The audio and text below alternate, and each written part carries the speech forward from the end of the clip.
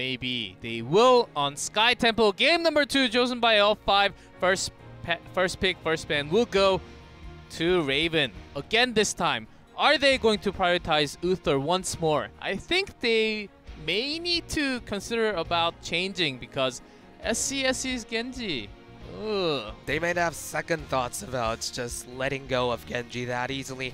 And something that you've mentioned, when Dragonshire was first picked before even Game 1 started, L5 always ahead in the rotations on these larger maps or these rotation-heavy maps, and Sky Temple. That's right. Aside from Warhead Junction, one of the largest maps we have, and Raven. They really need to think about getting some globals. I think that will be the answer. And also, they have to think about Chen, as Chen can just brew everything and stand on that tempo for the longest time alone.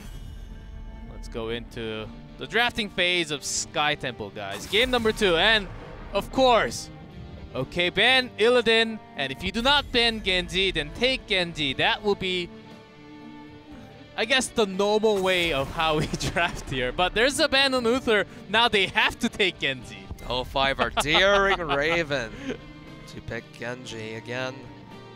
Will they go for something else? Okay. Yay! So this might be slightly more competitive of the game compared to the last one. And Illidan ban, really like it, as you said. Such a good pick in general, and especially on maps such as this one. Yep, they'll be lacking global, but I want to see Falstad once more. I think there's a very high chance too, and now that Ariel's open, there's the instant pick with Ariel with Anubarak, and we mentioned already the Cocoon can also counter Genji pretty hard when he tries to use the Dragon Blade to get the kills. If the Cocoon comes in, he is trapped in there for such a long time. So that's a pretty good soft counter to it. Yeah, not too much to say about the 2 first picks from L5 side, since both of them are pretty standard picks at the moment. But something that suddenly just popped to mind was that SCSC was asked once in an interview a few months back, and the question was, who do you think is Swoi's best support pick? And everyone was thinking Malfurion, because Malfurion was what Swoi had been picking for months on end. But SCSC answered Ariel, and he was pretty adamant in that opinion, so Swoi seems to be very, very in good form right now. Oh. And let's see how his Ariel play is. That's a nice info. I thought it was Brightwing because he loved Brightwing, but yeah, no one else did also. Yeah, so a lot of iconic picks going there for Swoi, but the Zeratul, always a very good dive buddy alongside Genji. We saw MVP Black utilize it even before the mid-season brawl multiple times to great effect. So I think it's a decent pickup. Also pretty nice against Ariel as well, and the Greymane. So it's essentially a full dive comp. Yeah, full dive comp, and because of the Wombo combo potential, even with X-Strike maybe coming in from Genji, there's the Diablo band. Just not having that APOC will be somewhat important for L5 because there's a lot of Wombo combo potential on the side with the Void Prison. Again, once more, Swoi will be on the Regar. It seems like they are going in for the dive. I do not know the 5th pick, as Illidan and Genji is already banned. I really like this Regar pickup from L5. Ariel Regar, as we discussed on virtually every cast that we had in the last few days. Very solid double support, pretty much the standard go-to, if you will. And you can basically slot any ranged assassin into the cast that L5 has made right now. It could be Cassia, it could be Vala, it could be anything. Let's see, Vala is still open, and L5 has been the team that picked Vala more than any other team except for MVP Miracle at the very beginning from Korea. Let's see, even without Tastar actually removed from the draft, double support may be enough to bring in Vala solo damage. Something that will be very important throughout this game, of course, will be, as always, the Void Prison versus Sanctification Mine games that will be going on. And L5, props to them.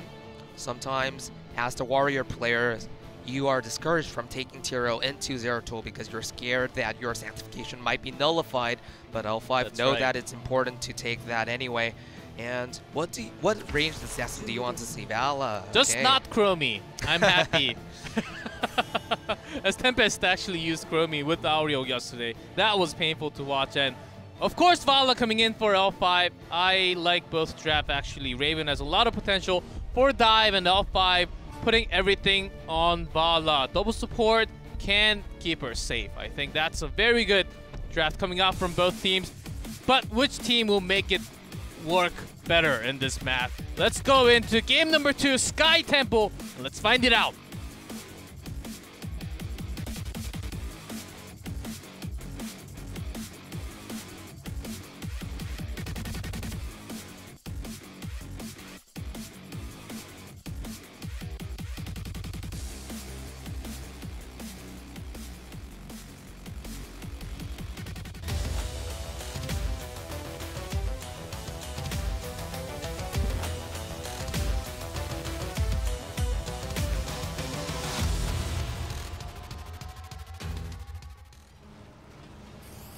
In blue, Raven, Darvish on Genji, Hamlin on Zeratul, and the Max on Greymane, Diong on Stitches, and Chom on Malfurion. And in red, we see L5 with Hooligan on Nubarak, SC on Vala, Jungha on Tyrael, SD on Rehgar, and Swoi on Aureo. So this should be SD's second showing on a support in 2 consecutive days. Yesterday he played Karazim.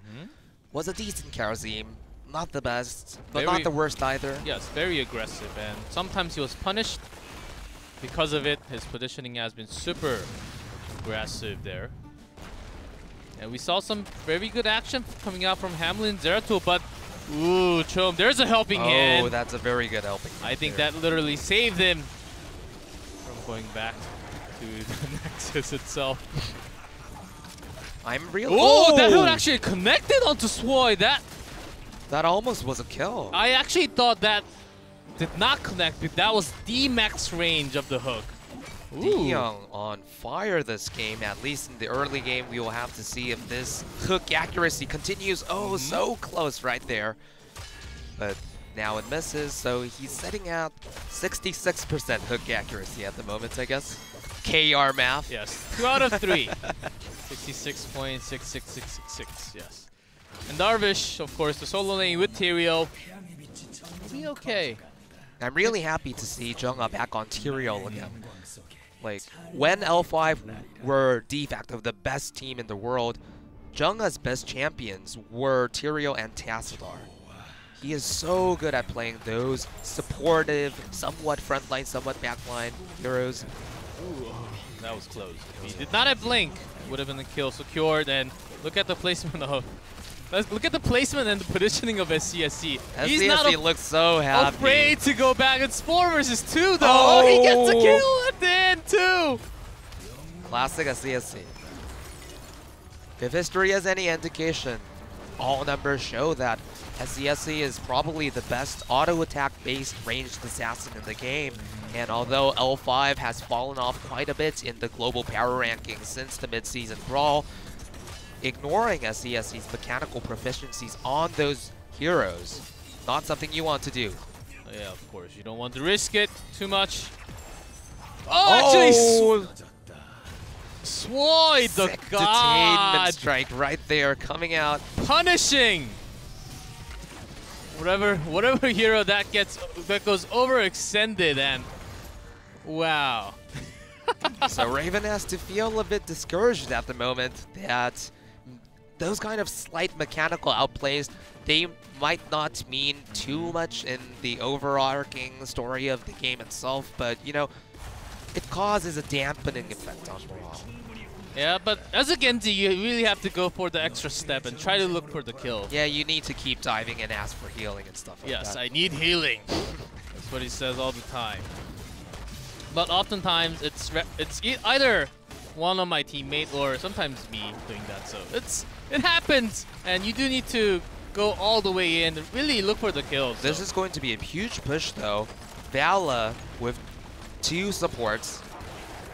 Only Genji holding the fort, and Genji is not known for his wave clear.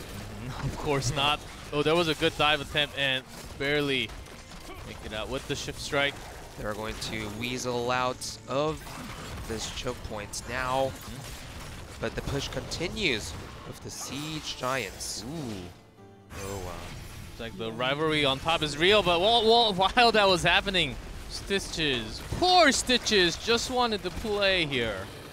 And loads of action going around the map, so a bit understandable that the Observer could have missed something.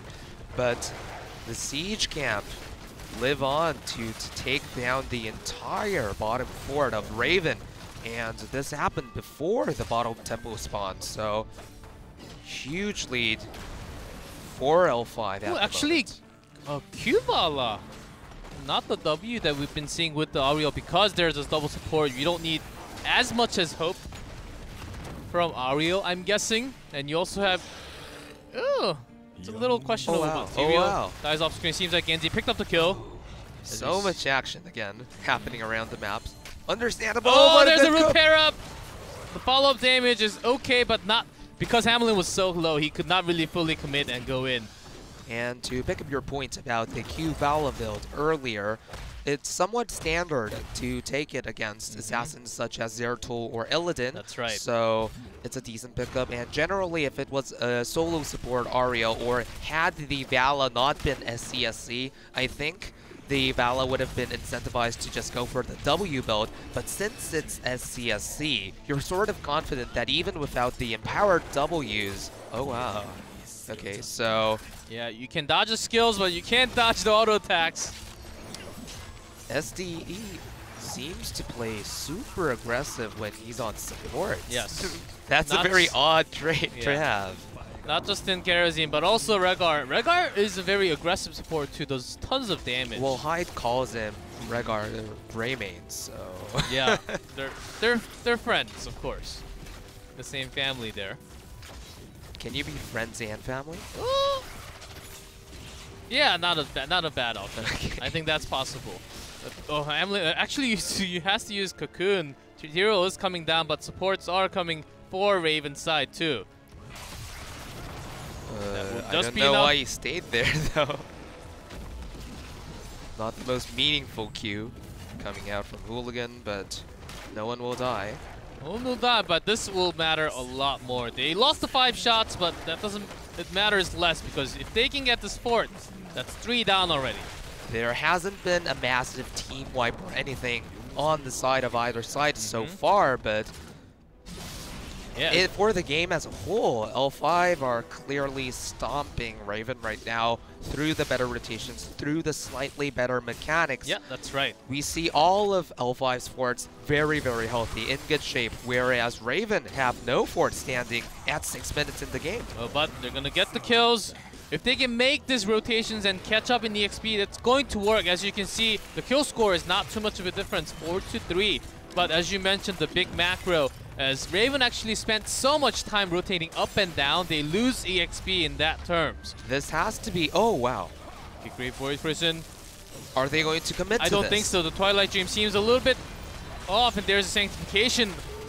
Going in aggressive. Four-man Twilight Dream. Well.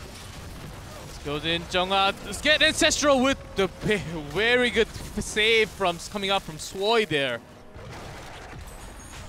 Who actually catches Swoi's Ariel play has been crazy. There's a reason why SC praised the Ariel so much, and I feel conflicted about what Raven did just there. They made all the right mechanical plays, they did a lot of things right, but I don't think they were committed. But are they now? But seems like Stitches needs to go on a diet if he wants to escape from that, you know. The Cocoon is already used also, and Raven does not have too much support. And Chom, without the Twilight Dream, he will also get picked off. So 2 kills, very clean pickoffs from the side of L5. Raven will be so sad that they blew so many heroics in the last team fight, and they did not have any available for this one, except for Dragon Blade, which was not used. That ages while the Ancestral was going in. I think Swoi was thinking maybe his teammate could have died, so he just used that as a safety tool at the very last moment. I don't think it was a bad decision at all, so that wasn't a problem at all. But Hooligan might be in danger here. Hamlin goes in, and actually, wobbles into Hooligan. Does that boy prison in 1 second? It's back now. Raven looking to be in this array. Hamlin was chasing non-stop. 3 members were sort of confused and deciding what to do, and Dion was just taking the camp. So I think L5 was confused because he was pressuring so much. They probably thought this guy has voice prison for sure when it was actually on cooldown. What a bold move coming out from Hamlin there. The mind games were real. I don't know if L5 had turned around immediately, it could have been different, and they're L5, so I imagine that they would keep the exact timer on Void Prison on check, so they had to have known that VP wasn't available there. But still good to see Raven retaining that bite, that confidence, that willingness to make plays. So before 13, L5 is making the engage, seems to be the target is on NMX, but very good Void Prison coming out from the side. The identification has to be used while that time. Now, Bala is doing so much damage, and Hamlin will just blink out maybe. Does not at the end. Twilight Dream actually just gets to it, but the strafe does so much damage. There's this defensive route and the helping hand. Is that going to be enough? Nope. No, it is not, and seems like Q-Bala is very strong, and when chasing, there's the double stun once more coming out from Hooligan. The Borrow charge is so strong. Almost a full wipe from the side of L5, and that team fight went in a way that cannot be just explained by having one talent ahead. Again, it's sort of like what the team fight that happened right in front of L5's middle fort. Raven did a lot of things right. The Void Prison was pretty decent. The Twilight Dream, again, pretty decent. They almost picked off Tyrael and forced out the Sanctification. That was okay too. But then, after they blew all their good skills, the massive sustain coming out from Vala's, self-sustain that comes into play at level 13. Double support. Oh, but look at this. There's the Aegis. Rehgar is really far away, though. That stun! I don't even know how he landed that stun onto the wall with the Taman Strike. SCSC still very much healthy. Darvish falls as well. Really good mechanical Root already play. used, so there is no escape at all. Helping Hand actually will not get onto Chom, and he does have Twilight Dream, does not have to use it. Again, this looks to be an almost team wipe coming out from L5. 3-level lead. While all things are said, NMX won't fall here, but this is going to be a boss and potentially core for L5. If SCSC is a great auto attack range, but if I have Swoy on my back, I think I can play so much better because you can trust his dose to Taman Strike and the healing coming for the entire team. That is one of the best audio plays I've ever seen. Will you be able to play like a CSC? No. No. I can't say this for sure. I was going. Not in my lifetime. Maybe in my not enough confidence. You're not going to be an HGC pro with that kind of mindset, G-Club. I'm sorry. I fail, guys. Assuming that you want to be one. It's okay. I can still Your talents cast. are more needed Yes. on the casting dust, so all is well. I have level 20 talent and I'm here, so it's okay. But this boss is pushing, and they're coming from the side. Void Prison, I think, pretty good positioning. But L5 staying together. They have Sanctification left. And here goes the engage. The Stitch is already blown up. Sanctification used perfectly to save everyone when they're coming in. Chom again trapped inside. Actually could not even get the Twilight Dream off. The way that L5 started that team fight and the way that Raven was positioned when it started made it practically meaningless for whatever abilities were used properly and were not. Raven's Void Prison finally not the best user of that either, and we thought that L5 could go for the core when they took the boss, but this happened in a more forceful way than expected. Yep, and that's game number 2.